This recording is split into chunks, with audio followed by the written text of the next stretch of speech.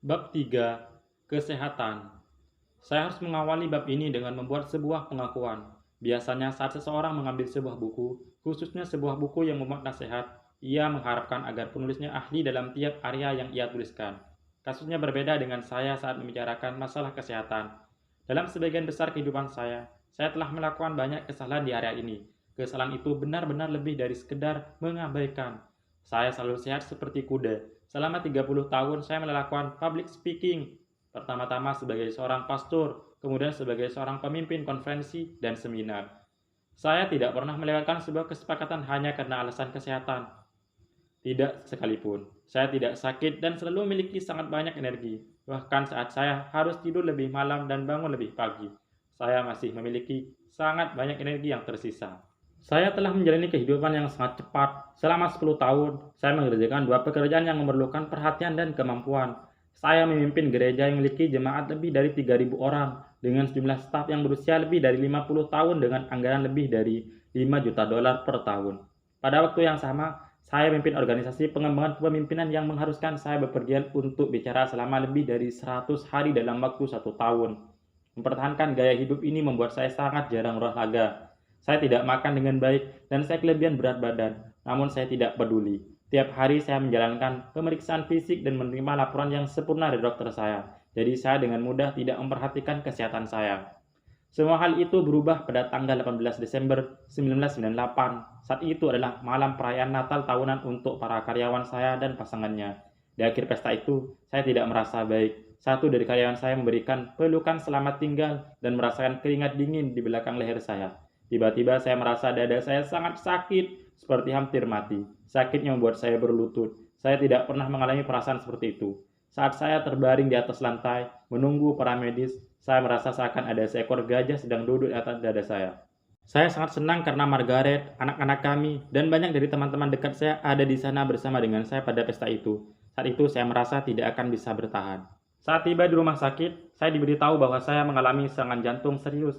Saat saya terbaring di ruang gawat darurat, untuk beberapa jam selanjutnya dengan para dokter yang berusaha mencoba perawatan-perawatan yang berbeda. Sepertinya tidak ada satupun yang bekerja. Kemudian asisten saya, Linda Engers, mulai menelpon. 6 bulan sebelumnya, seorang kardiolog dari Nashville yang bernama John Breaker telah menemui saya saat saya makan siang dan memberikan pendapatnya atas kesehatan saya. Dari percakapan kami, ia mengatakan bahwa jika saya membutuhkan bantuannya, saya bisa menelponnya, baik siang maupun malam, dan ia memberikan nomor telepon rumahnya juga. Jadi walaupun saat itu jam 2 pagi, Linda menelponnya. Dalam waktu kurang dari 1 jam, Dr. Jack Marshall dan koleganya mengumumkan bahwa The Team ada di sini. Dr. Cake telah menelepon satu dari kardiolog terbaik di Atlanta dan memintanya menolong saya. Di pagi harinya, Dr. Marshall melakukan sebuah prosedur untuk memindahkan gumpalan yang menghalangi jantung saya. Ia menyelamatkan hidup saya. Setelah itu, ia menjelaskan bahwa ia telah menggunakan prosedur yang baru saja dikembangkan. Jika saya mengalami serangan jantung itu 1 atau 2 tahun lebih awal, tidak ada yang bisa dilakukan. Itu akan membunuh saya.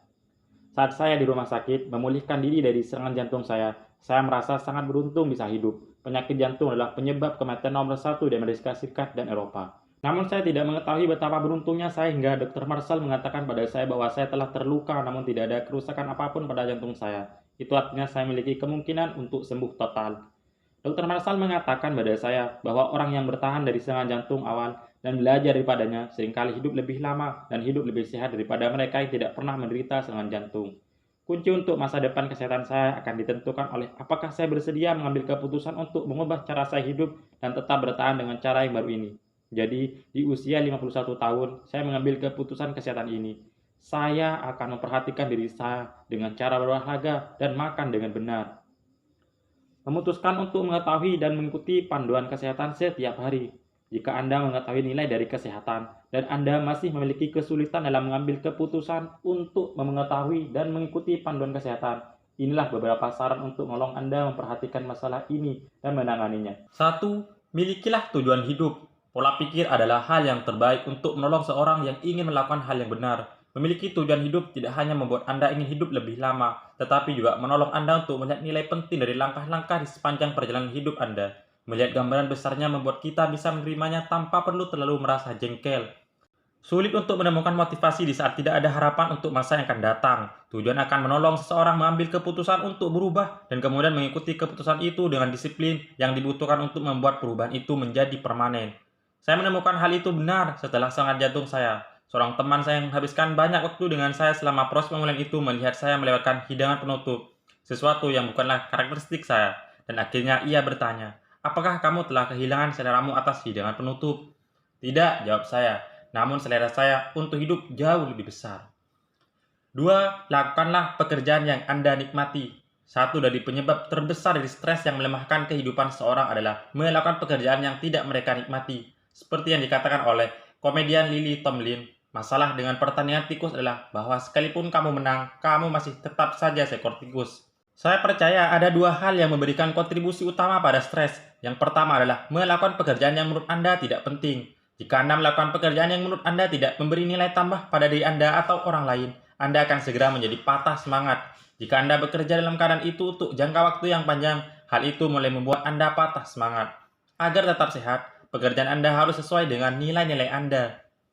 Alasan lain seseorang tidak menyukai pekerjaan mereka adalah karena mereka melakukan pekerjaan yang membuat mereka ada di era kelemahan mereka. Tidak ada seorang pun yang bisa melakukan hal itu untuk waktu yang lama dan bisa sukses. Misalnya, kebanyakan orang tidak suka bicara di depan umum. Bagaimana Anda bisa ada di depan penonton dan bicara pada mereka tiap hari? Itu adalah ketakutan utama dari banyak orang. Namun bagi saya itu adalah kesenangan saya yang terbesar. Setelah bicara pada orang-orang selama 6 atau 7 jam pada sebuah konferensi, saya tidak lelah. Saya bersemangat bicara pada penonton membangkitkan energi saya. Salah satu cara untuk mengatakan bahwa Anda sedang bekerja di area kekuatan Anda adalah pekerjaan itu membuat Anda bersemangat. Bahkan jika Anda ada di tahap awal dari karir Anda atau memulai sebuah perusahaan baru dan Anda tidak terlalu baik dalam hal yang Anda lakukan, Anda masih bisa mengatakan bahwa itu adalah area kekuatan dengan memperhatikan bagaimana Anda menanggapi kegagalan Anda. Kesalahan yang membuat Anda merasa tertantang menunjukkan area kekuatan dan kesalahan yang membuat Anda takut menunjukkan area kelemahan Anda. 3. Temukanlah kecepatan Anda. Mitski Manti berulang-ulang mengatakan, jika saya tahu saya akan hidup selama ini, saya akan lebih memperhatikan diri saya. Saya rasa pernyataan itu bisa diterapkan pada banyak orang saat mereka bertambah usianya. Bagian dari memperhatikan diri Anda sendiri termasuk menemukan dan menetapkan kecepatan yang sesuai untuk Anda. Jika hidup Anda lebih lambat daripada tingkat energi yang bisa Anda tangani, Anda bisa menjadi malas. Jika Anda terus-menerus berlari dengan langkah yang lebih cepat daripada yang bisa Anda lakukan, Anda bisa terbakar. Anda menemukan keseimbangan Anda. Seperti yang telah saya sebutkan sebelumnya, saya selalu menjadi seseorang yang berenergi tinggi dan selalu berpikir bahwa tidak ada apapun yang tidak bisa saya lakukan. Namun di tahun 1995, saat berusia 47 tahun, saya sangat lelah memimpin gereja dan organisasi saya. Saya menyukai keduanya, namun melakukan kedua hal itu pada waktu yang bersamaan selama lebih dari 10 tahun akhirnya membuat saya menjadi korban. Suatu hari saya bicara pada Margaret, saya tidak bisa terus melakukan hal ini, saya harus memilih salah satu. Margaret telah menasihati saya selama bertahun-tahun untuk memotong jadwal yang saya sibuk. Namun ia terkejut mendengar pernyataan saya. John, ia mengatakan, selama bertahun-tahun mengenalmu, inilah pertama kalinya aku mendengar bahwa kamu kelelahan. Bahkan saat ini di usia 57, saya masih memiliki kecenderungan untuk mengambil terlalu banyak dan melangkah lebih cepat dari langkah yang benar-benar baik untuk saya. Anda sangat banyak kesempatan yang ingin saya kejar, buku-buku yang ingin saya tulis, dan orang-orang yang ingin saya tolong. Saya terus-menerus berusaha untuk mencapai keseimbangan antara keinginan saya untuk mempertahankan kehidupan yang sehat dan keinginan saya untuk menyelesaikan semua yang bisa saya selesaikan seumur hidup saya. 4. Terimalah nilai pribadi Anda. Di minggu-minggu dan bulan-bulan setelah serangan teroris pada gedung World Trade Center, New York, lagu God Bless America, Tuhan Berkati Amerika, memperoleh kembali popularitasnya dan ditampilkan berulang-ulang pada pertandingan bola dan acara-acara penting lainnya. Lagunya ditulis oleh Irving Berlin, pecinta lagu hit Broadway seperti With Me, Hester Braid, Patent of the Rest, dan This Is No Versus Like So Business. Kembali saat tinggal di San Diego, saya ingat saya membaca sebuah wawancara dengan Berlin di Union Tribune, di mana Don Freeman bertanya pada penulis lagunya apakah ada pertanyaan yang ia harap ditanyakan oleh seorang padanya. Berlin menjawab, ya ada satu, apa yang Anda pikirkan mengenai banyak lagu yang telah Anda tulis dan tidak menjadi hit? Jawaban saya adalah, saya masih berpikir bahwa lagu-lagu itu indah. Berlin memiliki harga diri yang baik dan rasa percaya diri atas pekerjaannya. Tidak peduli apakah itu diterima oleh orang lain.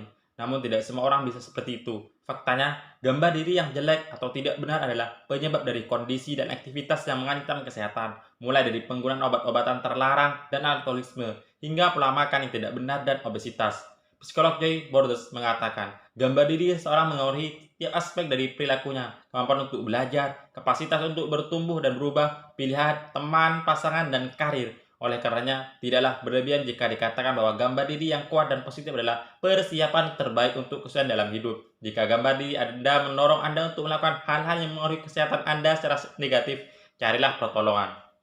5. Tertawalah. Dr. Bernie S. Siegel menuliskan dalam Peace, Love, and Healing, saya telah melakukan riset dan tidak suka untuk mengatakan bahwa semua orang meninggal. Pasangan yang saling mencintai, mereka yang berjogging, vegetarian, dan mereka yang tidak merokok. Saya mengatakan hal ini pada Anda sehingga beberapa orang dari Anda yang selalu berjogging jam 5 pagi dan makan sayuran kadangkala akan tidur larut malam dan makan es krim kom.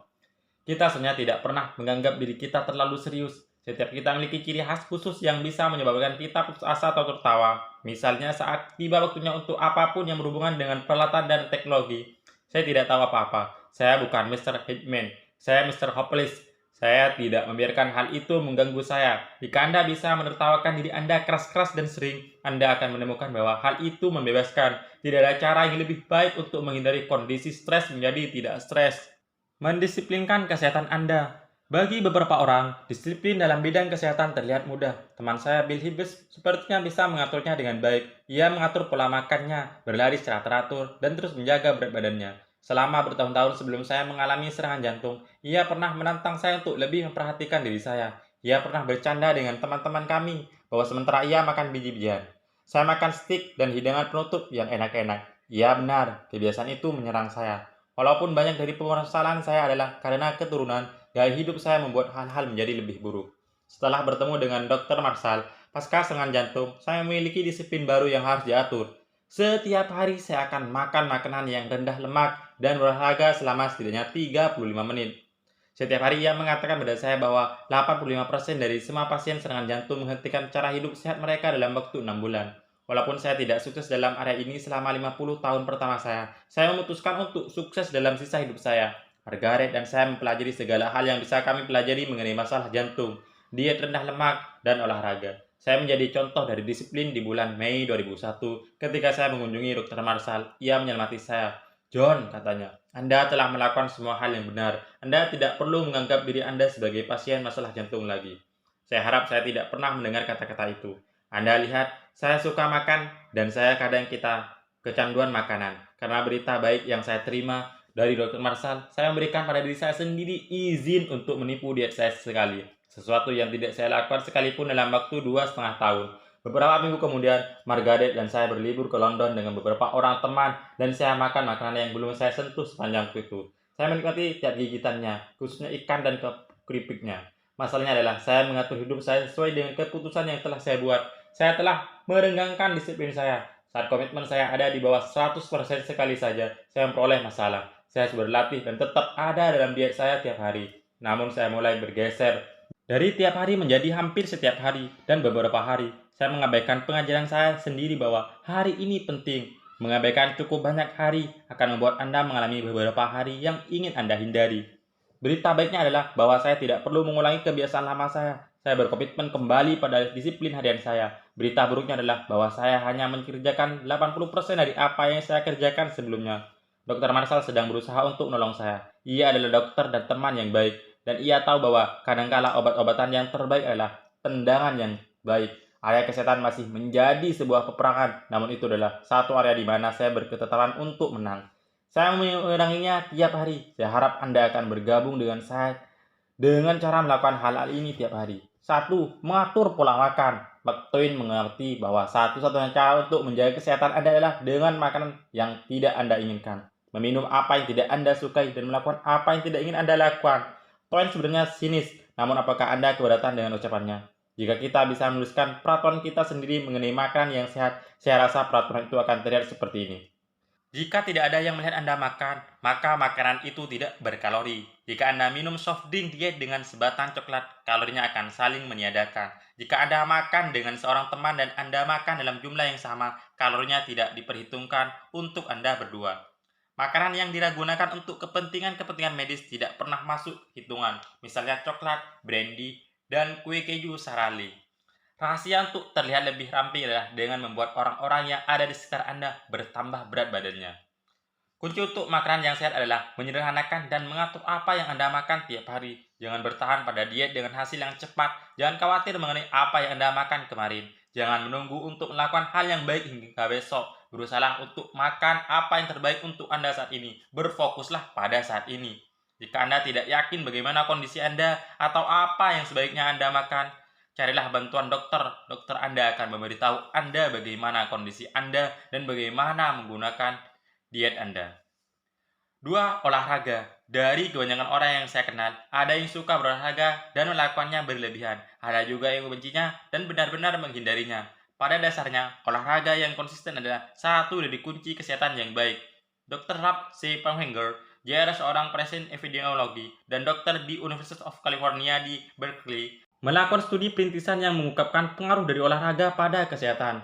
Pak Femberger mengatakan, kita tahu bahwa menjadi fit secara fisik adalah cara untuk melindungi diri Anda sendiri melawan penyakit jantung koroner, tekanan darah tinggi dan stroke, ditambah diabetes yang muncul di usia 45 tahun ke atas, kegemukan, osteoporosis, dan mungkin kanker usus besar ataupun kanker yang lainnya, serta depresi klinis.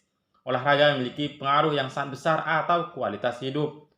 Pak Femberger yang melakukan 151 kali maraton mengatakan, olahraga sangat berguna untuk semua usia. Hasil dari olahraga tidak segera terlihat. Anda menimbang diri Anda setelah olahraga, tidak ada perubahan. Anda berolahraga lagi besoknya, masih tidak ada perubahan. Lalu setelah hari kelima, mungkin Anda melihat bahwa berat Anda hanya turun 1/4 kg. Mudah untuk menjadi patah semangat, khususnya saat Anda tidak melihat hasil. Namun keempat hari yang Anda jalani dengan disiplin membuat Anda bisa melihat kemajuan di hari kelima. Kunci untuk kesuksesan dalam area ini adalah konsistensi. Berolahraga setidaknya 5 hari dalam 1 minggu dengan cara berjalan di atas treadmill selama setidaknya 35 menit setiap hari. Itulah apa yang dokter saya rekomendasikan jika Anda belum melakukan kebiasaan untuk olahraga tiap hari. Carilah cara untuk mulai. Tidak masalah apapun yang Anda lakukan, yang terpenting adalah berolahraga. Bicaralah pada dokter Anda. Bayarlah seorang pelatih. Lakukan apapun yang dibutuhkan untuk mengawali kebiasaan yang benar untuk Anda. 3. Tangani stres dengan efektif. 100 tahun yang lalu, sebagian besar penyebab dari sakit berhubungan dengan penyakit-penyakit yang menyebabkan infeksi. Saat ini masalah-masalah itu ada hubungannya dengan stres. Saya sekali waktu membaca sebuah daftar pertanyaan yang diproduksi oleh National Association for Mental Health yang ada di United Kingdom untuk menolong seorang mengukur apakah stres menjadi masalah. Inilah pertanyaannya. Apakah masalah-masalah kecil dan kekecewaan mengganggu Anda lebih dari apa ada yang seharusnya? Apakah Anda menemukan bahwa sulit untuk bersama-sama dengan orang lain dan mereka juga merasa tidak nyaman bersama dengan Anda? Apakah Anda merasa bahwa Anda tidak bisa menikmati hal-hal yang sebelumnya Anda nikmati? Apakah kecemasan menghantui Anda? Apakah Anda takut pada situasi atau orang-orang yang sebelumnya tidak mengganggu Anda? Apakah Anda menjadi curiga atas orang lain dan bahkan teman Anda sekalipun? Apakah Anda pernah merasa bahwa Anda terjebak? Apakah Anda merasa tidak memadai? Jika Anda menjawab iya untuk sebagian besar pertanyaan-pertanyaan ini, stres mungkin menjadi masalah untuk Anda. Tiap orang menghadapi masalah dan sekali waktu merasa tekanan. Apakah tekanan itu akan menjadi stres tergantung pada bagaimana Anda menanganinya. Inilah cara untuk menangani masalah sehingga mereka tidak menjadi penyebab stres. Masalah keluarga, komunikasi, kasih yang tidak terbatas, waktu bersama-sama. Pilihan yang terbatas, pemikiran kreatif, nasihat dari orang lain, kegigihan. Produktivitas staf, segera menemui orang tersebut dan membahas masalahnya. Pimpinan staf dengan sikap yang tidak baik, pindahkan. Saya telah menemukan bahwa hal terburuk yang saya lakukan saat menghadapi semua situasi yang menekan adalah dengan berhenti berurusan dengannya. Jika Anda segera mengatasi masalah dengan orang lain, mungkin dengan tidak membiarkan masalahnya timbul, Anda benar-benar mengurangi kesempatan untuk menjadi ditekan. Keputusan kesehatan Anda hari ini, di mana Anda berdiri saat tiba waktunya untuk kesehatan Anda hari ini. Ajukan ketiga pertanyaan ini pada diri Anda. 1. Apakah saya telah memutuskan untuk mengetahui dan mengikuti panduan hidup sehat setiap hari? 2. Jika iya, kapan saya mengambil keputusan itu? 3. Apa yang sebenarnya telah saya putuskan? Disiplin kesehatan Anda tiap hari. Berdasarkan pada keputusan yang Anda ambil mengenai kesehatan, satu disiplin apa yang harus Anda praktikkan hari ini dan setiap hari untuk menjadi sukses.